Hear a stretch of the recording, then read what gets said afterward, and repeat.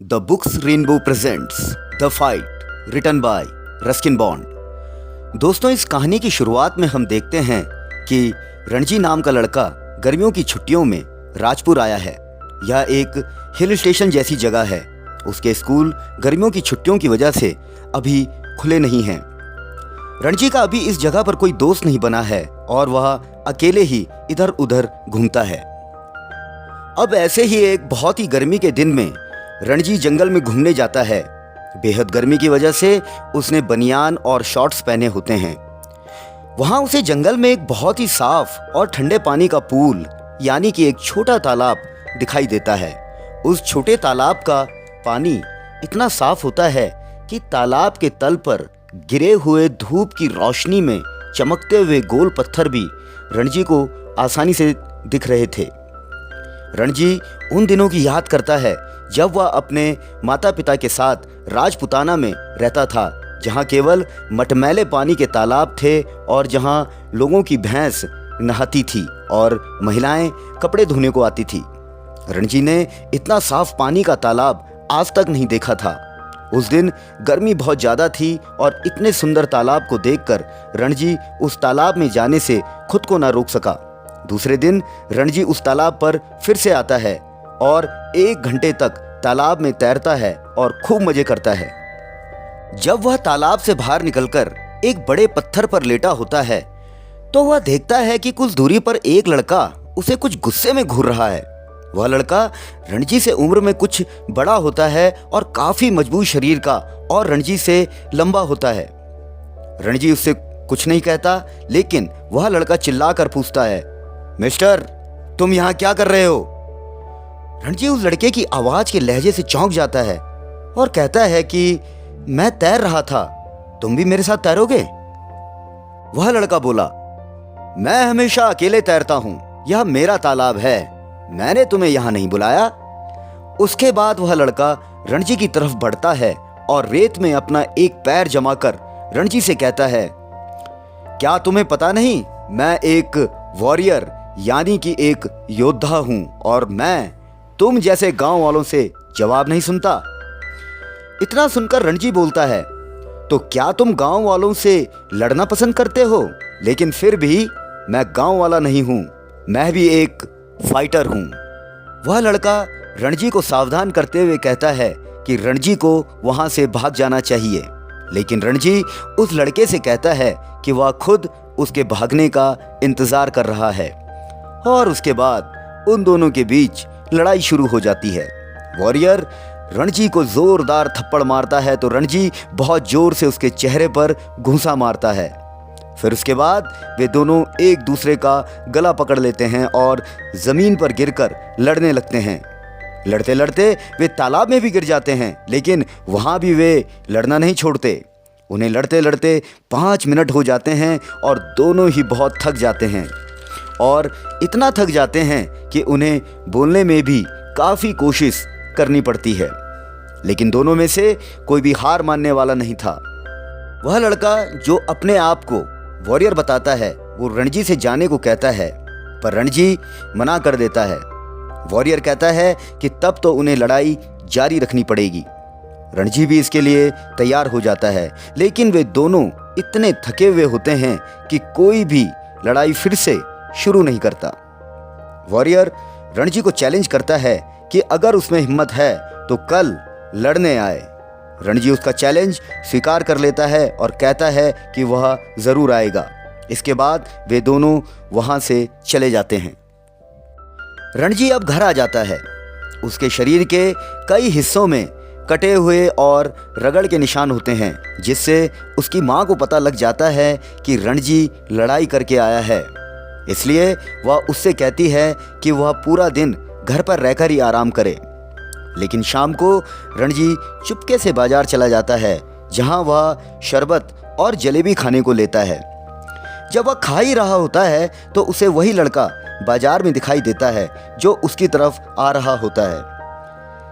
पहले रणजी का मन करता है कि अपनी नज़र फेर ले या फिर शरबत की बोतल फेंककर उस लड़के को मारे, लेकिन वह इन दोनों चीज़ों में से कुछ नहीं करता।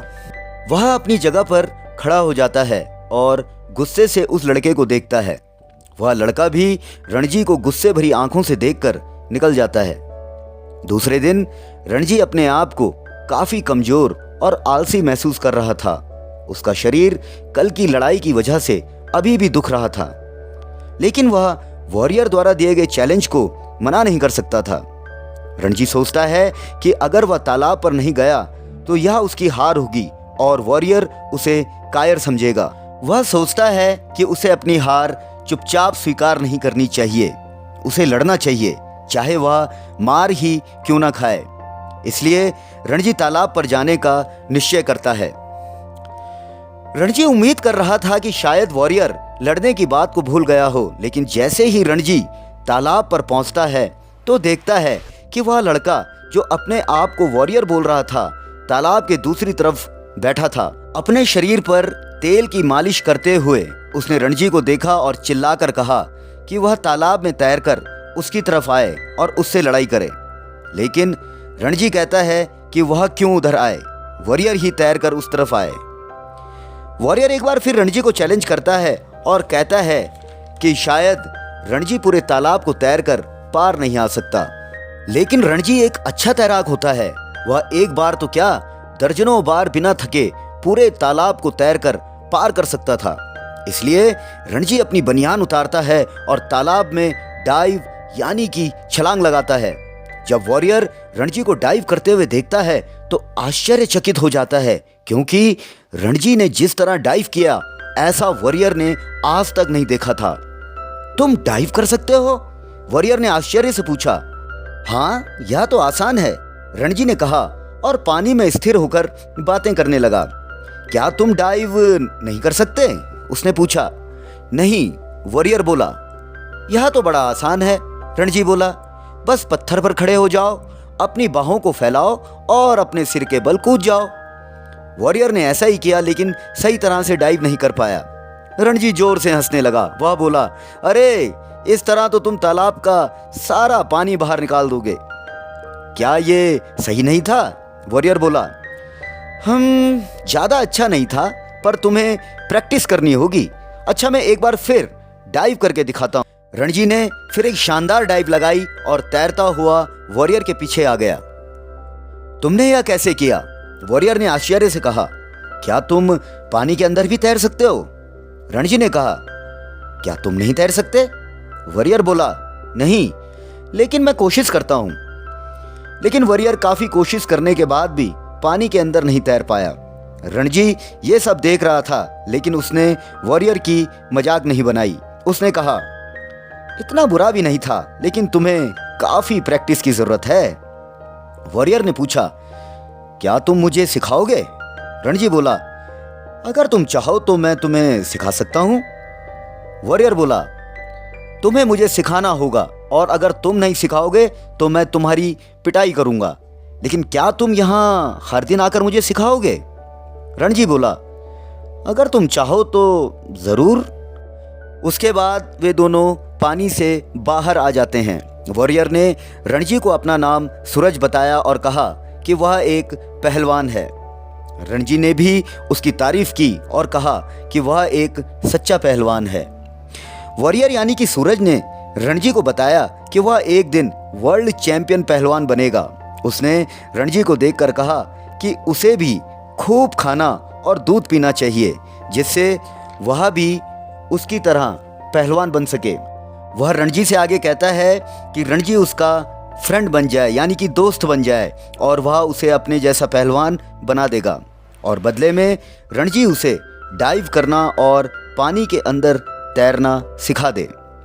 रणजी इस बात को मान जाता है और अब वॉरियर और फाइटर यानी कि सूरज और रणजी दोनों दोस्त बन जाते हैं, यानी कि फ्रेंड बन जाते हैं। और अब जंगल के तालाब को दोनों अपना तालाब कहते हैं। दोस्तों, तो आपने देखा कैसे एक लड़ाई दोस्ती में बदल जाती है। अगर आपने अपने किसी भी टैलेंट को निखारा है, अपनी स्किल्स पर मेहनत की है, तो यह आपको किसी से भी हारने नहीं देगी। इस कहानी में रणजी की तैरने की कला से सूरज प्रभावित हो जाता है और उसे अपना दोस्त बना लेता है। हालांकि रणजी हर तरह से सूरज से कमजोर था, लेकिन उसकी हिम्मत और स्किल्स ने उसे सूरज जैसे पहलवान पर भी जीत दिला दी और उसे दोस्त बना लिया।